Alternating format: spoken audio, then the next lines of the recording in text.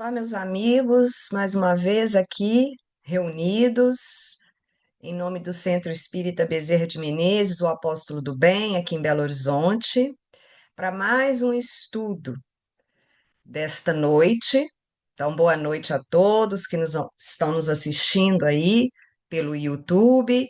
Não se esqueçam de curtir, né, de dar um like aí nos nossos estudos, para que o algoritmo do YouTube reconheça que é um assunto de interesse, né, e possa aí envolver mais pessoas.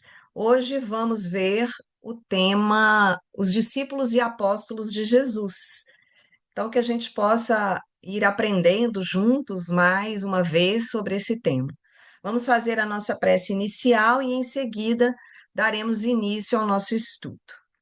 Então, Divino Mestre Jesus, nesse instante aqui nos reunimos para mais um estudo do teu Evangelho, das tuas palavras, à luz da doutrina espírita.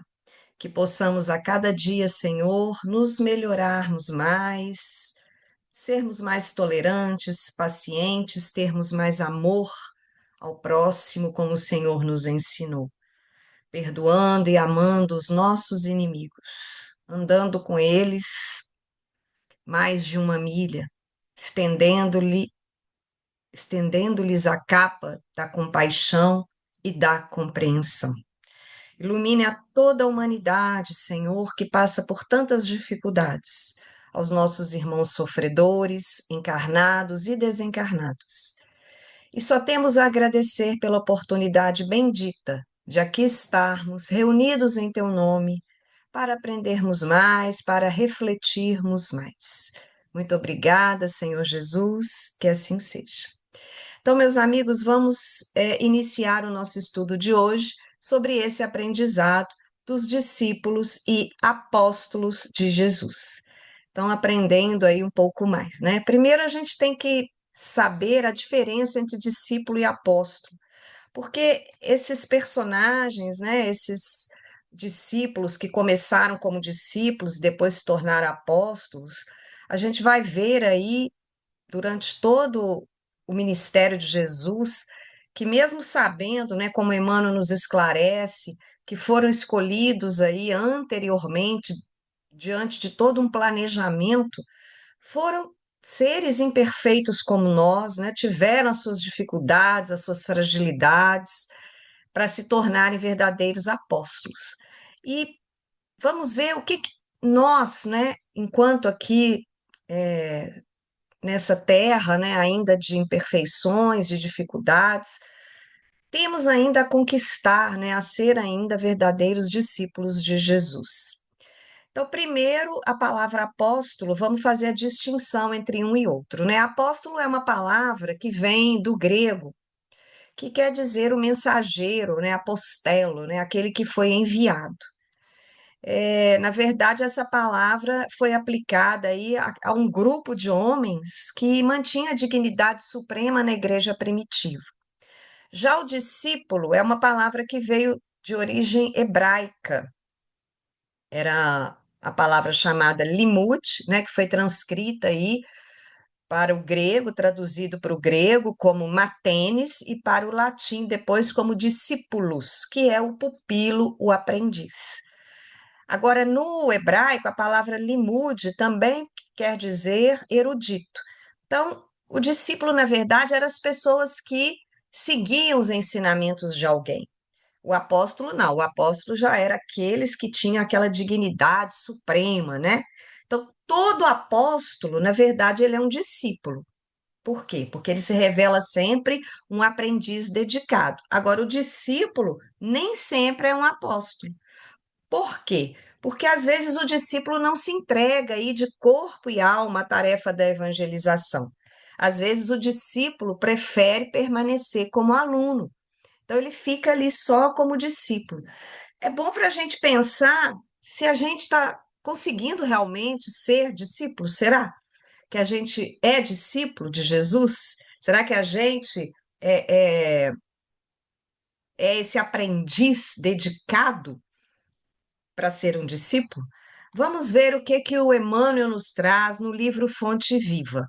O Emmanuel nos diz que o apóstolo, lá no livro Fonte Viva, né, Psicografia de Chico Xavier, ele nos diz que o apóstolo é o educador por excelência. Nele residem a improvisação de trabalho e o sacrifício de si mesmo, para que a mente dos discípulos se transforme e se ilumine rumo à esfera superior.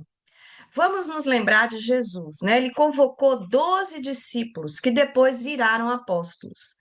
Mas, dentre esses 12, no meio de todos eles, né, que depois um substituiu Judas, né? Havia vários discípulos. Esses 12 se tornaram verdadeiros apóstolos, porque se tornaram verdadeiros condutores do Espírito e verdadeiros condutores da mensagem de Jesus. Mas nós vamos ver que havia os 500 da Galiléia, os 72 emissários que saíram também em duplas. Então, Jesus conquistou um grande número de verdadeiros discípulos. Então, o Emmanuel continua para nós dizendo que os apóstolos são instituições vivas do exemplo revelador, oferecendo em si mesmo a essência do que ensinam. Vejamos também que esses discípulos de Jesus, eles começaram como discípulos, mas só depois da ressurreição de Jesus, né, da sua desencarnação e ressurreição, é que eles saíram para ser verdadeiros apóstolos.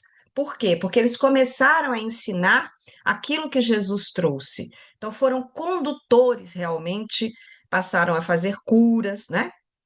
Então, o Emmanuel continua dizendo para nós que os apóstolos passam na terra trabalhando e lutando, sofrendo e crescendo sem descanso, com etapas numerosas pelas cruzes da incompreensão e da dor. Então, Jesus avisou isso a eles, né? Que eles sofreriam muito por seguir Jesus posteriormente. E a gente vai ver que todos eles, exceto João, que morreu já de uma idade avançada, todos passaram por grandes atrocidades, né, na desencarnação. Sofreram bastante também. E Emmanuel nos diz também que esses apóstolos representam em si o fermento espiritual que leveda a massa do progresso e do aprimoramento. Vejam bem. Aí depois Emmanuel, no mesmo livro Fonte Viva, ele vai falar dos discípulos. O que que seria então os discípulos? São aqueles que se dispõem com firmeza a conduzir a cruz de seus testemunhos de assimilação do bem. Então, é aqueles que têm o dever, que buscam a renovação, que cumprem com o seu dever, né? O seu dever de serviço, o seu dever de aprimoramento, de ação, de progresso, de responsabilidade, de crescimento espiritual. São aqueles que aceitam os impositivos do bem, que obedecem aos padrões do Senhor. Se a gente for pensar nessas palavras do Emmanuel, a gente pode pensar se nós estamos sendo discípulos de Jesus. Na minha modesta opinião, eu acho que a gente está longe ainda disso, né? Na verdade, a gente tem uma dificuldade grande ainda, né, de progredir. Estamos caminhando, vamos chegar lá, sim, mas ainda temos muitas dificuldades nessa missão aí de ser verdadeiros discípulos de Jesus. Pelo menos estamos tentando conhecer o Evangelho, né, meditar sobre ele, refletir, mas ainda temos dificuldade em vivenciar as palavras do Cristo, que Jesus nos trouxe, o que Jesus nos disse. Então, bom, fazendo essa diferenciação, vamos ver então o colégio apostolar. Então, Jesus, né, contou com a colaboração, então, dos apóstolos e de muitos discípulos, né? Vimos isso já. Então, Jesus escolheu 12 apóstolos e enviou esses apóstolos a lugares bem diferentes para que eles pregassem, então, a boa nova, que era o evangelho. E havia um número grande aí de 72 discípulos. Então, Jesus, lá no livro Estude Viva, do Psicografia de Chico Xavier, né, e Valdo Vieira, pelos espíritos André Luiz e Emmanuel, no capítulo 39, é uma mensagem de Emmanuel, tá? Essa mensagem no capítulo 39, que se chama Espíritas, Meditemos. Emmanuel nos diz o seguinte: Jesus chamou a equipe dos apóstolos que lhe asseguraram cobertura à obra redentora. não para incensar-se e nem para encerrá-los em torre de marfim, mas para erguê-los à condição de amigos fiéis, capazes de abençoar, confortar, instruir e servir ao povo, que em todas as latitudes da terra lhe constitui a amorosa família do coração. Então, quando Jesus chamou esses 12, gente, não foi para colocá-los no altar e falando, olha, esses são os melhores. Muito pelo contrário, né? Mas foi para erguê-los à condição de amigos, para que eles pudessem confortar a todos em todos os pontos da terra. E nós vamos ver que, lendo, né, o Evangelho de Jesus, o Novo Testamento, as mensagens de cada um deles para nós mensagens maravilhosas, né? Mateus relatando porque estava perto de Jesus, né? Os demais através de fontes confiáveis.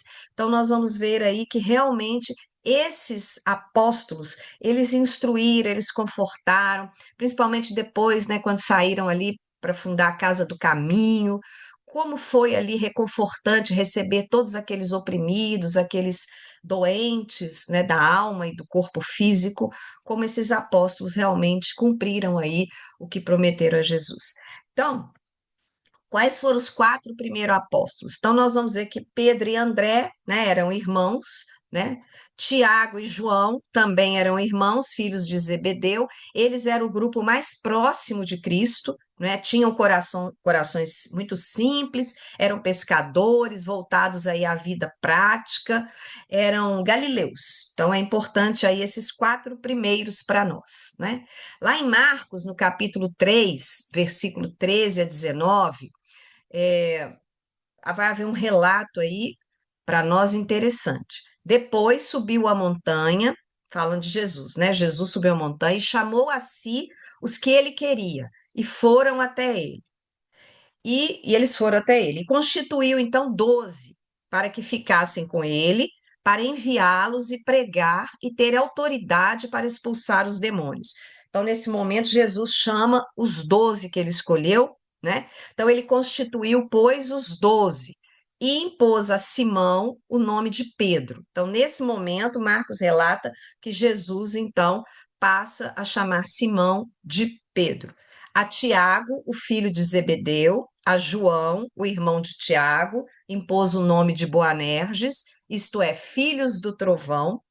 Depois, André, Filipe, Bartolomeu, Mateus, Tomé, Tiago, que era filho de Alfeu, outro Tiago, né?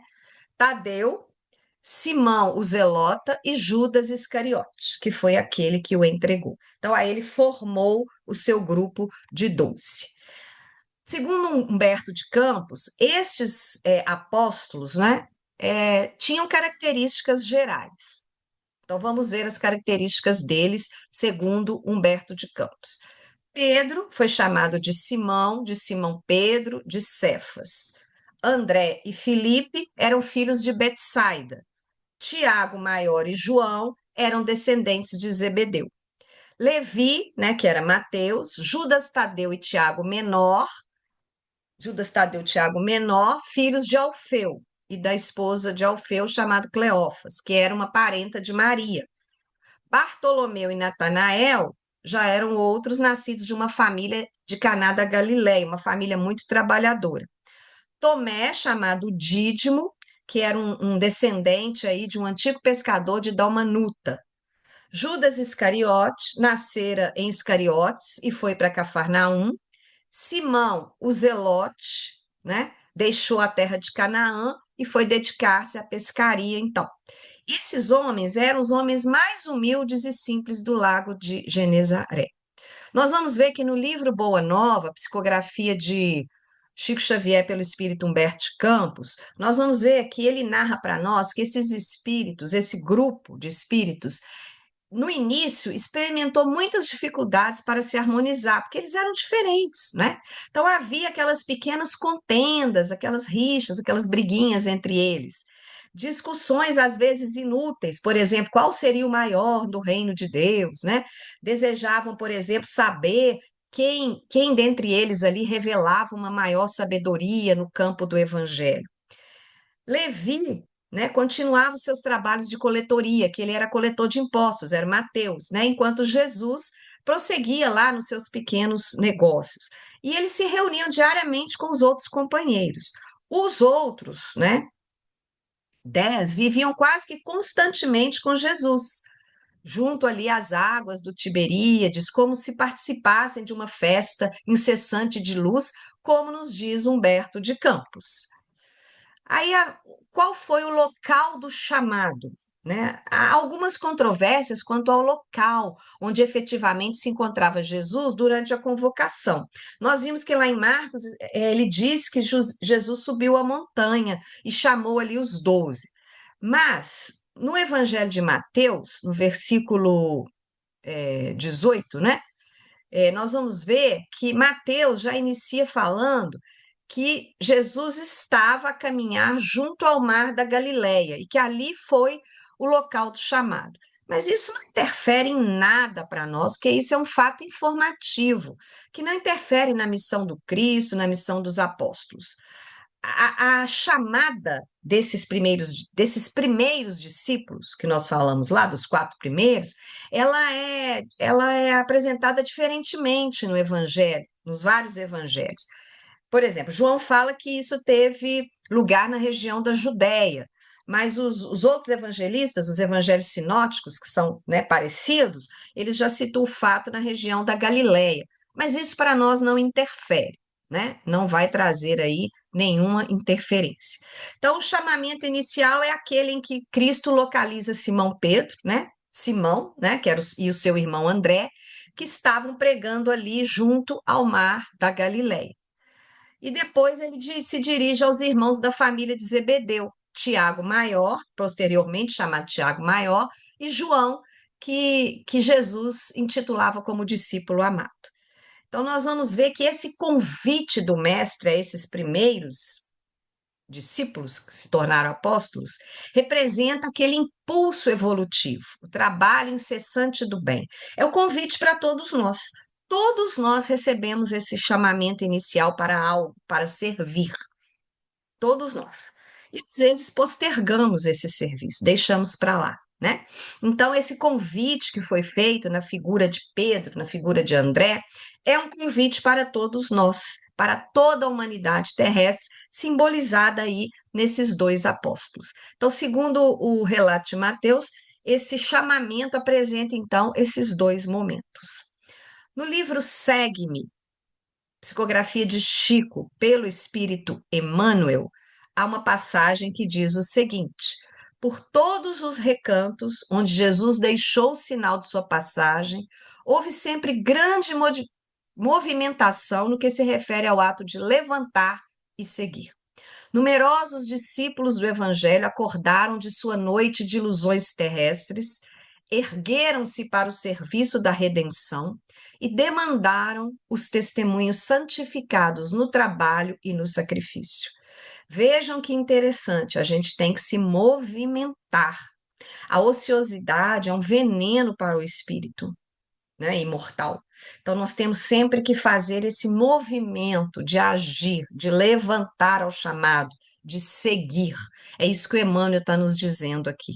E foi isso que aconteceu com aqueles discípulos, né? Eles não titubearam. Será que nós, se recebêssemos aquele chamado, largaríamos tudo que estamos fazendo e iríamos seguir Jesus? É uma reflexão para nós. Quantas vezes somos chamados a várias atividades e deixamos para lá? Ah, não, hoje está chovendo, hoje está frio, hoje está muito quente, hoje eu tenho um compromisso. Não é assim?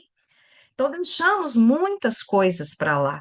Não seguimos, né? E eles não, eles largaram tudo e foram, seguiram. Ou seja, a confiança, a fé, né, naquele que vinha ali cumprir aí o que o Pai, né, já tinha planejado para ele. Então, qual era a missão dos apóstolos? No livro Boa Nova, o Humberto Campos, pela psicografia do Chico, ele traz para nós uma recomendação inicial de Jesus, né, que vai definir a ação desses discípulos, o que eles deveriam executar. Olhem que interessante. Jesus diz assim, segundo o relato de Humberto de Campos, né? Esse livro é fantástico, fica uma dica aí para nós, né? Para todos nós. Amados, entrou Jesus a dizer-lhes com mansidão extrema: Não tomareis o caminho largo, por onde anda tanta gente, levada pelos interesses fáceis e inferiores. Buscareis a estrada escabrosa e estreita dos sacrifícios pelo bem de todos. Também não penetrareis nos centros de discussões estéreis, à moda dos samaritanos, nos das contendas que nada aproveitam as edificações do verdadeiro reino nos corações, com sincero esforço. Ide antes em busca das ovelhas perdidas da casa de nosso Pai, que se encontram em aflição e voluntariamente desterradas de seu divino amor. Reuni convosco todos os que se encontram de coração angustiado e dizei-lhes de minha parte que é chegado o reino de Deus. Vejam que maravilha de mensagem para nós, para a gente não entrar no caminho largo, na porta larga, gente, onde tudo é fácil. Nós temos tanta tendência a entrar pela porta larga, porque é a porta dos prazeres, das coisas fáceis, dos prazeres do mundo que estão aí a nos convidar a todo momento, mas que entremos, né, na estrada difícil, escabrosa, como ele diz, na porta estreita dos sacrifícios. Porque, amigos, tudo nós teremos que fazer algum sacrifício, tudo na vida, para conseguirmos algo, né?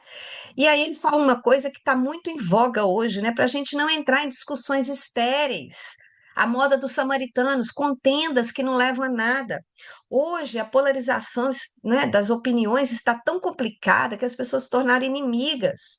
Antes não existia isso, a gente podia ser de um partido, ter amigos de outro partido político e conversávamos normalmente, ríamos e brincávamos. Hoje as pessoas se tornaram inimigas porque estamos entrando em contendas que nada aproveita a edificação do verdadeiro reino nos corações.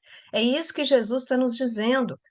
Então, para que entrar nessas contendas, nessas discussões inúteis?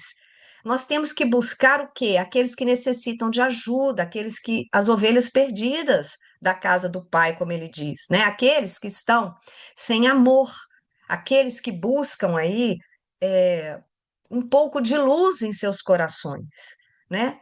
Os desterrados, é isso que ele está nos dizendo. Essa mensagem é muito atual para nós, né? E aí ele continua, o Humberto Campos, na mensagem que Jesus deixa para os apóstolos, né? Para os discípulos que iriam sair aí para pregar a boa nova. Trabalhai em curar os enfermos, limpai os leprosos, ressuscitai os que estão mortos nas sombras do crime ou das desilusões ingratas do mundo. Esclarecei todos os espíritos que se encontram em trevas, dando de graça o que de graça vos é concedido. Vejam outra lição importante para nós. Quantos de nós médiuns estamos usando aí a mediunidade, cobrando valores para falar coisas que nem sempre são as verdadeiras, porque os espíritos superiores jamais vão se prender a prazeres, a coisas fúteis do mundo, sendo que nós temos o livre-arbítrio e eles jamais, é, os espíritos superiores jamais interferem no nosso livre-arbítrio, né? Nós temos que trabalhar em curar a todos, de todas as formas, morais, curas físicas, morais, espirituais, né? Outra mensagem: não exibais ouro ou prata em vossas vestimentas, porque o reino dos céus reserva os mais belos tesouros para os simples. Então, não é necessário ouro nem prata, não é necessário ter muito dinheiro. Ah, quando eu ganhar na loteria, eu vou fazer isso, isso, isso. Não, não precisamos ganhar na loteria para ajudar alguém. Basta ter um ouvido, ó, dois nós temos para escutar o outro, para falar, para dar um sorriso, uma palavra amiga. Outra coisa, né, que Jesus disse, e Humberto de Campos também nos relata no livro Boa Nova: não ajunteis o supérfluo em alforjes, porque digno é o operário do seu sustento. Não ajuntar coisas, né? Vamos delegar para outros, vamos deixar, vamos desapegar, não é? Como diz aí o ditado popular: desapega, desapega. Quando penetrardes em alguma casa, saudai-a com amor. Se ninguém vos receber, nem desejar ouvir as vossas instruções, retirai-vos, sem conservardes nenhum rancor e sem vos contaminardes da alheia iniquidade. Não adianta querermos pregar para alguém a doutrina espírita. O espiritismo não é uma doutrina que se prega e se convence, não adianta isso. Né? Se ninguém quiser receber as nossas instruções, vamos deixar para lá, né? Vai chegar a hora da pessoa despertar para a realidade espiritual. A ciência já despertou, meus amigos. A ciência, vejam, que é o que somos nós perante a ciência, o método científico, né? Então não vamos nos ter rancor para quem não quiser ouvir nossas palavras. Não adianta convencer os outros disso, daquilo, da comunicação com os espíritos. Não é isso, é o despertar de cada um. E aí Jesus vai falar uma coisa muito interessante que Humberto Campos relata para nós. É por essa razão que vos envio como ovelhas ao antro dos lobos, recomendando-vos a simplicidade das pombas e a prudência das serpentes. Acautelai-vos, pois, dos homens nossos irmãos, porque sereis entregues aos tribunais e sereis açoitados nos seus templos suntuosos, no qual está exilada a ideia de Deus. No entanto, nos dias dolorosos da humilhação, não vos dê cuidado como a vez de falar, porque minha palavra estará convosco, e sereis inspirados quanto ao que houverdes de dizer.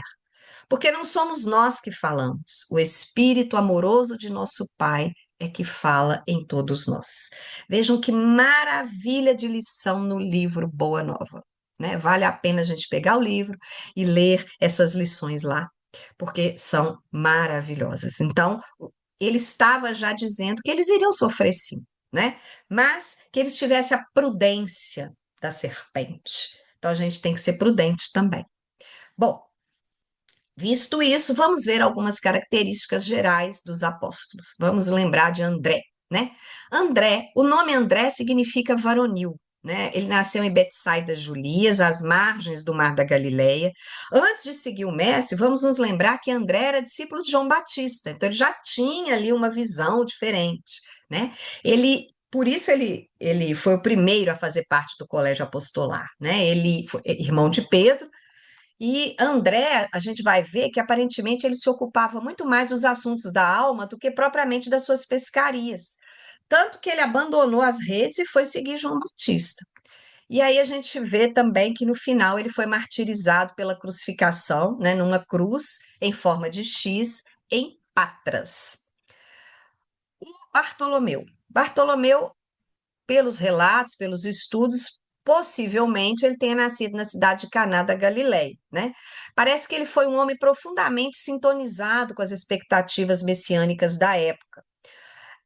Conta-se, por exemplo, que ao desenvolver o trabalho apostolar na Armênia, lá junto ao Mar Negro, Bartolomeu teria sido esfolado vivo na Pérsia antes de morrer. Filipe nasceu em Betsaida, na Galileia. Filipe era um pescador. Parece que ele evangelizou na Itureia.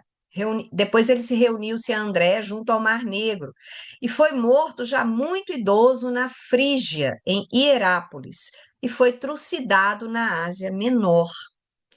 João, né, que é o João Evangelista, era filho de Zebedeu, né, irmão de Tiago, maior.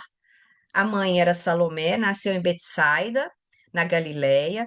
João é autor do quarto evangelho, de 3 cartas destinadas aos cristãos e do livro Apocalipse. A narrativa de João, ela enfoca muito mais o aspecto espiritual da mensagem de Jesus. Por isso, o evangelho de João é maravilhoso, né? Era muito jovem na época de Jesus, né, na crucificação também. Ele foi designado por Jesus para tomar conta de Maria, era o discípulo amado, né? Ele viveu o final da sua existência em Éfeso, onde escreveu o seu evangelho e as suas epístolas. Durante aí o governo do imperador Domiciano, ele foi exilado lá na ilha de Patmos e aí escreveu o Apocalipse. Ele morreu idoso em Éfeso aos 96 anos, né? Desencarnou naturalmente, tomando conta aí da igreja que ali existia, né? Possivelmente aí no ano 100 da era cristã. Judas Iscariote ou Iscariotes, que depois, né, do ato, né, do seu suicídio, ele foi substituído por Matias, né? Ele era originário de Queriote ou Cariote, que era uma localidade lá da Judéia, era filho de Simão Iscariote. Ele era um pequeno comerciante, né? Ele tinha um negócio pequeno em Cafarnaum.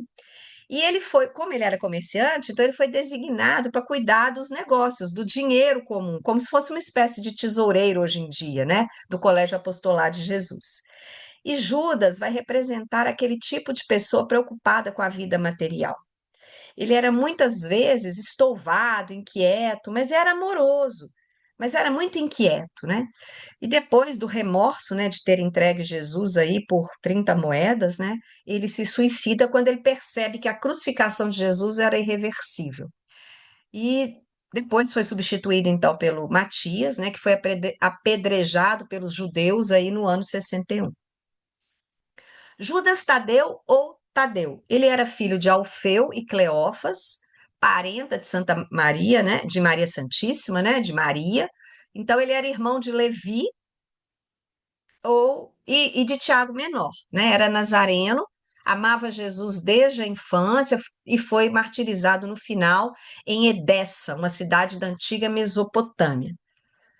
Mateus ou Levi, né, que é o nosso cobrador de impostos, né? Era publicano, era filho de Alfeu, né, de Cleófas, nasceu na Galileia e pregou no norte da África. Ele foi para o norte da África depois da morte do mestre e prosseguiu ali até a Etiópia, onde foi morto também.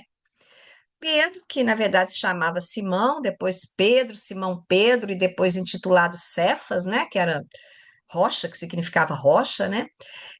Foi um pescador, né, em Cafarnaum, na Galileia, era irmão de André. Jesus lhe deu esse nome de Pedro ou Cefas, que são cognomes, né, do apóstolo, palavras que significam então pedra em grego e hebraico, significam pedra. É também conhecido como Simão Bar Jonas, que esse Bar aí quer dizer filho de Jonas, né? Então significa filho de Jonas.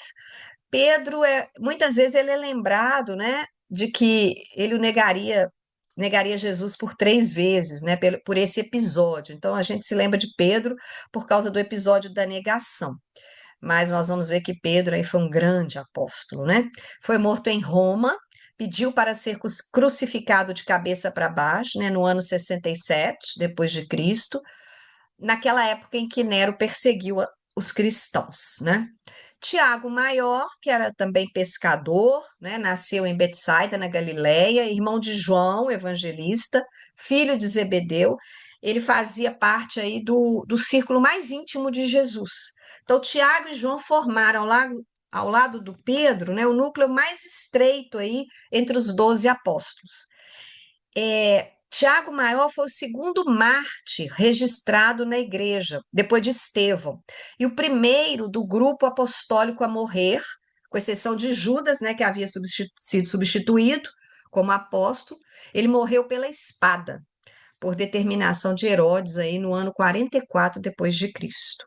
Tiago Menor era filho de Alfeu e Cleófas, parenta de Maria, né? Era, portanto, irmão de Levi. Quase nada se sabe sobre Tiago Menor do ponto de vista aí das escrituras, além do simples registro do seu nome no rol aí dos apóstolos, né? O fato dele ser filho de Alfeu. Ele morreu apedrejado em Jerusalém no ano de 62. Simão, o Zelote, era chamado assim porque ele pertencia àquela seita dos Zelotes, que eram os zeladores, os zelosos, né? Era uma seita ultranacionalista, era uma seita não religiosa, que lutava aí pela libertação de Israel do jugo romano. Ele vivia da profissão também de pescador. Ele era galileu, parece que nasceu em Caná, por isso que também ele é conhecido como Simão o Cananeu, e ele foi crucificado pelos judeus. Tomé, ou Dídimo, era chamado Dídimo, o gêmeo, embora não haja nenhum registro de que ele tenha tido irmão gêmeo, tá, gente? Ele foi descendente de um antigo pescador de Dalmanuta, mas ele não seguiu a profissão de pescador. Ele ficou famoso aí por duvidar da ressurreição de Jesus, né? Acompanhou Jesus durante os 3 anos da missão de Jesus, se mostrou muito afeiçoado ao Mestre e foi martirizado na Índia. Bom, após a morte de Jesus, nós vamos ver então que Simão Pedro vai para Jerusalém e funda aí a Casa do Caminho, que foi a casa de assistência em que ele fundou junto a aqueles corações amigos, aos seus companheiros. Então, eles administraram essa Casa do Caminho, né, situada aí numa estrada que ligava Jerusalém a Jope. E aí ele foi auxiliado muito por Tiago, filho de Alfeu, por Filipe e por João, filho de Zebedeu. Então Pedro aí ele teve um papel importantíssimo, porque ele organizou os primeiros arranjos da instituição, ao influxo amoroso das lições do mestre. Então os apóstolos pregavam a boa nova na casa do caminho. E, na verdade, a vida religiosa deles, ela se centrava em alguns pontos.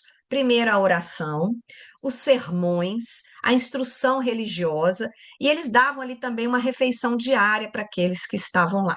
Levavam uma vida simples, despojada, né? Sem confiar no poder do dinheiro, então não se deixavam corromper. O objetivo era atender ali os órfãos, viúvas e doentes.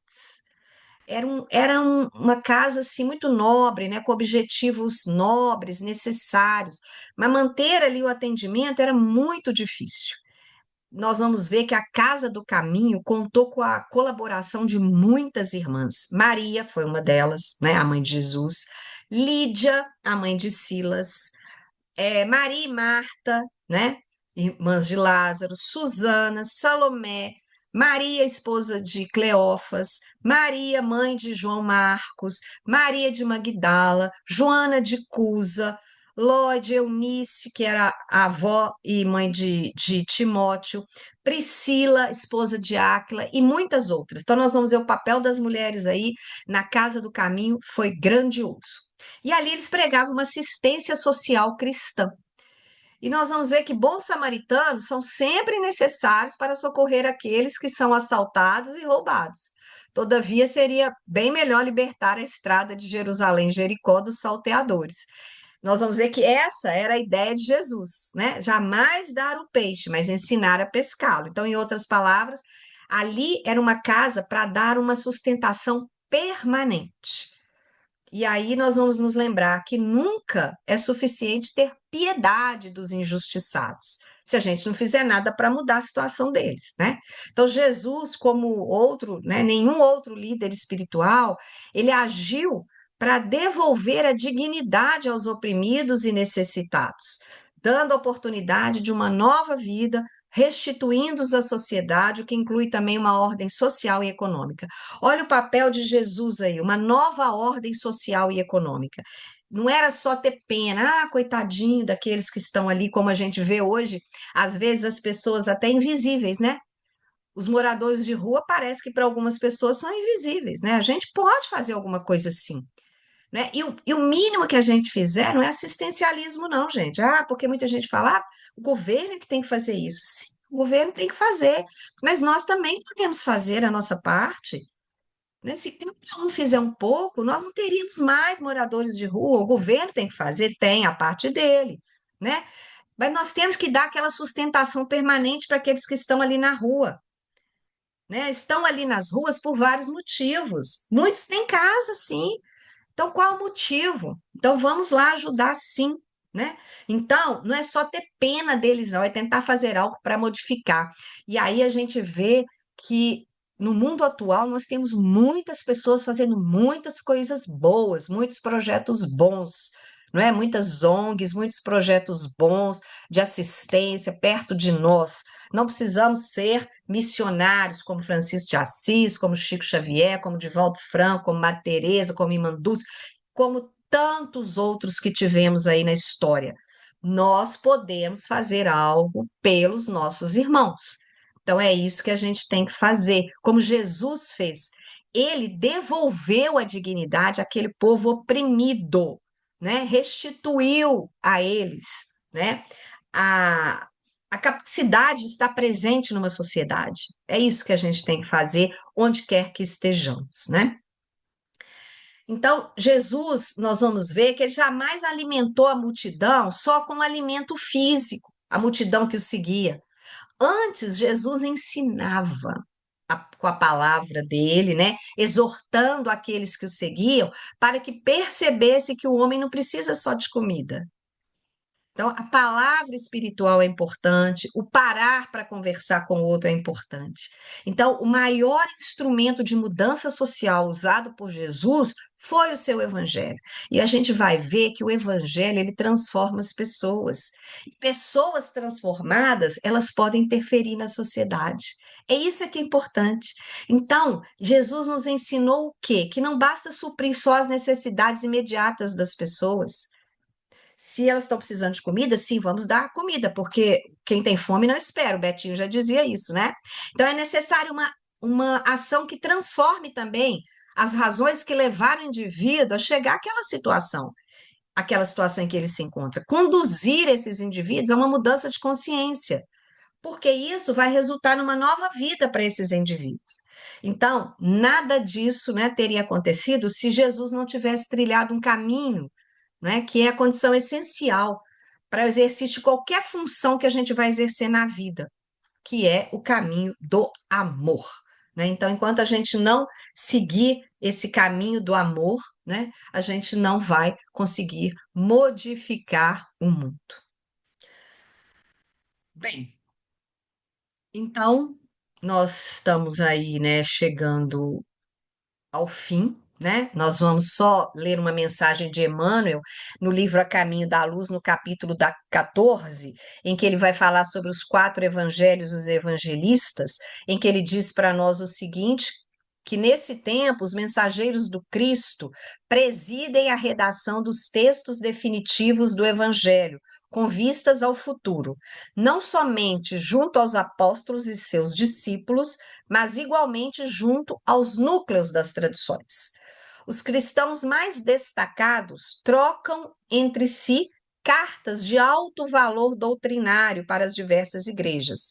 São mensagens de fraternidade e de amor, que a posteridade muitas vezes não pôde ou não quis compreender.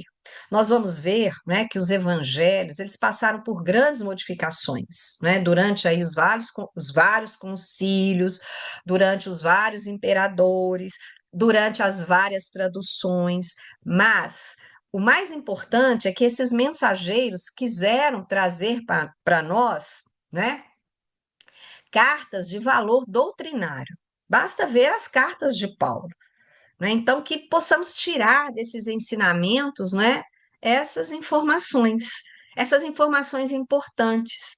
Lembrando aí no livro Cristianismo e Espiritismo, lá no capítulo 1, do Leon Denis, ele vai dizer para nós que o ambiente histórico, né, em que o evangelho surgiu era aquele ambiente do judaísmo. E aí, aquele ambiente, né, amigos, era alimentado pelos livros do Antigo Testamento. A palavra evangelho, que veio do grego evangelion, quer dizer boa nova, boa notícia. Então, o Novo Testamento, ele vai abranger aí esses quatro conjuntos de livros, que são os evangelhos, os Atos dos Apóstolos, as epístolas e o Apocalipse. Então, nós vamos ver que ao ler o Evangelho, né, por isso que é importante esse estudo minucioso do Evangelho, porque não tem como você ler o Evangelho de capa, a capa, não tem como, porque ali nós vamos ver, principalmente tirando o véu, né? O véu, que é o que o Espiritismo nos traz, né? Entender a palavra de Jesus nos dias atuais, né? Então, o Evangelho é esse cerne doutrinário do Espiritismo que o Leon Denis nos fala, que contém biografia aí da terrena da vida de Jesus, né? E os principais ensinamentos de caráter moral. Então, na verdade, Jesus não escreveu nada, tudo era na base da oralidade. Então, suas palavras elas foram disseminadas ao longo do caminho. Então, foram transmitidas aí como? De boca a boca e transcritas posteriormente em épocas diferentes, muito tempo depois da morte de Jesus, né? Então, o evangelho, por exemplo, de João, ele só vai aparecer entre os anos 98 e 110. Mateus e João, né, nós vamos ver aí que Lucas, por exemplo, e Marcos não conviveram com Jesus, né? É, Marcos foi considerado um dos evangelistas, um dos evangelhos mais antigos, entre os anos 60 e 80, né? No final do século I, né, surge o evangelho de Lucas. Mateus escrevia para os judeus, né? Então, vamos ver que ele se remete muito ao Antigo Testamento, né? Marcos transmitiu as reminiscências lá de Pedro, né? Lucas já redigiu seus textos em grego, muito, muito também das observações de Maria. Então, tudo era muito modificado, né? O Evangelho de João é o que mais se distingue dos outros, porque ele era único em estilo e em forma, né? Porque nós vamos ver que os quatro textos dos quatro evangelistas, eles vão se harmonizar, porque eles tinham também, claro, né, a inspiração mediúnica, né? O Evangelho de João, ele não faz parte do Evangelho sinótico, porque é, os evangelhos sinóticos, eles consideram aí, são chamados sinóticos porque eles têm coisas semelhantes, né? Porque eles consideram a vida, os ensinamentos, a significação da vida de Jesus, sob o mesmo ponto de vista. Já o evangelho de João, ele é totalmente diferente, ele é único porque ele é mais espiritual. Vamos ver aí algumas características do Evangelho de Mateus, né? Porque a gente começa sempre com o Evangelho de Mateus. Ele empregou como fontes o Evangelho de Marcos e outros escritos particulares. Então, ele fez uma compilação bem pessoal, tá? Então, para Mateus, Jesus é filho de Deus, né? Desde o início. Então, no fim do Evangelho de Mateus, nós vamos ver que Jesus é dotado de toda a autoridade divina sobre o reino de Deus. Então, no relato de Mateus, Jesus sempre vai aparecer como filho de Deus, né? Filho de Davi, né? Indicando aí que Jesus era daquela linhagem real do rei Davi, então isso vai aparecer 10 vezes no Evangelho de Mateus, também aparece como filho do homem, e Mateus fala muito da vinda do reino, que é essa busca pela justiça, pela obediência à lei. O Evangelho de Marcos, né, há algumas características, é o segundo que a gente estuda, né? Na verdade, é um registro sobre o ministério do nosso Senhor. É o mais breve, o mais simples de todos os evangelhos. É o segundo dos quatro, mas não é o segundo na ordem de composição, tá? Ele é o segundo na ordem que a gente estuda. Muito minucioso, né? Os fatos sucedem-se assim rapidamente no Evangelho de Marcos, com bastante força de imaginação. Tem cenas descritivas em ordem cronológica, ocupa-se mais em descrever as obras do Cristo do que registrar os discursos. Então, no Evangelho de Marcos, ele vai mencionar 4 parábolas e 18 milagres. Ele vai citar Jesus como filho do Deus Altíssimo, né? Quer mostrar também que Jesus é o Messias prometido, o Messias aguardado pelos judeus. Ele foi escrito assim numa linguagem mais popular, com um estilo mais vivo. E no Evangelho de Marcos, ele focaliza não o que interessava aos judeus, mas também os interesses dos pagãos, recém-convertidos na fé. Já Marcos não faz pouquíssimas referências ao Antigo Testamento, enquanto Mateus faz muitas referências, né? Lucas, o Evangelho de Lucas é o terceiro que a gente estuda, né? Ah, Lucas é um evangelho poético, né? Porque Lucas é um escritor de grande talento, uma alma muito delicada. Então, ele se preocupa muito pela informação, pela ordem. Ele retoma muito as linhas do Evangelho de Marcos, mas ele faz algumas transposições e também algumas omissões. E as narrações de Lucas, elas são cuidadosamente colhidas ali no testemunho apostólico. Então, ele pega muito material com documentos primitivos. E as informações dele são das pessoas que tinham sido testemunhas de Jesus. Então, ele faz assim uma divisão no evangelho dele. Ele coloca uma introdução, depois tem uma preparação para o aparecimento de Jesus, a inauguração do ministério do Cristo, o ministério de Jesus na Galileia, as jornadas de Jesus para Jerusalém, a última semana em Jerusalém, a narração do aparecimento de Jesus depois de ressuscitado. E o Evangelho de João? O Evangelho de João é uma obra única. As partes só podem ser compreendidas na relação com o todo. Por quê? Porque o plano que estrutura o Evangelho de João é um plano espiritual. É espiritual, né? João, na verdade, ele proclama a messianidade de Jesus e a sua filiação divina. Ele insiste naquela mística da unidade com Cristo e na necessidade do amor fraterno. Então, no Evangelho de João, a gente vai entender o sentido da vida, dos gestos, das palavras de Jesus. João mostra os ensinamentos de Jesus no contexto da vida judaica. Então, ele mostra ali as festas, os templos, né, demonstrando que Jesus é o centro ali de uma religião renovada. Ele explora a natureza de Jesus em relação a Deus, em relação à humanidade.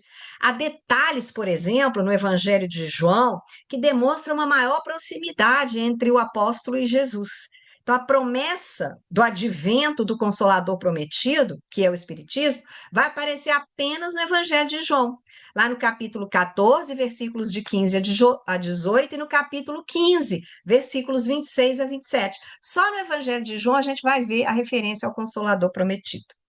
Então, meus amigos, fica aqui uma dica para todos lerem aí a Boa Nova, o livro A Caminho da Luz, estudarmos aí o Evangelho de Jesus, né, o estudo minucioso que chamamos aqui em Minas de miudinho do Evangelho, que é muito interessante, porque a gente estuda versículo por versículo, e lembrar do nosso querido Emmanuel, no livro A Caminho da Luz, que nos diz que a grandeza da doutrina cristã não reside na circunstância do Evangelho ser de Marcos, de Mateus, de Lucas e de João.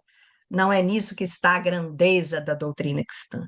Na verdade, a grandeza está na beleza imortal que se irradia de suas lições divinas, atravessando as idades e atraindo os corações. Até hoje, estudando o Evangelho de Jesus, né? Até hoje, há mais de 2000 anos, a gente ainda tem dificuldades em entender as palavras de Jesus. Quanto mais a de segui-las, não é? Por quê? Porque o Evangelho atravessa as idades e atrai os corações. O Evangelho de Jesus é realmente belíssimo.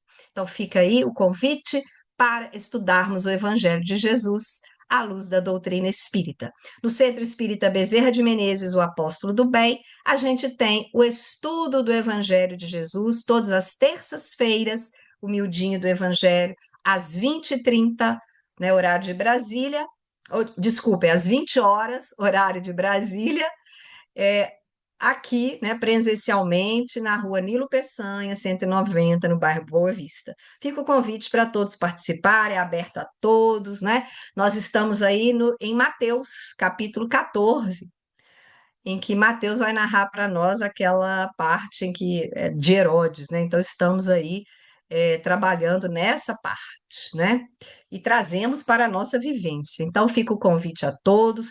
Desejo a todos muita paz, né? Muita tranquilidade, um excelente final de semana e uma excelente semana, muita paz para o mundo, muita paz para os nossos corações, que possamos seguir aí realmente as palavras do Mestre, nos movimentando, transformando as palavras dele em ações para o nosso dia a dia, que não fiquemos só na meditação, na leitura, mas que possamos agir, porque foi isso que Jesus nos convidou a todo momento.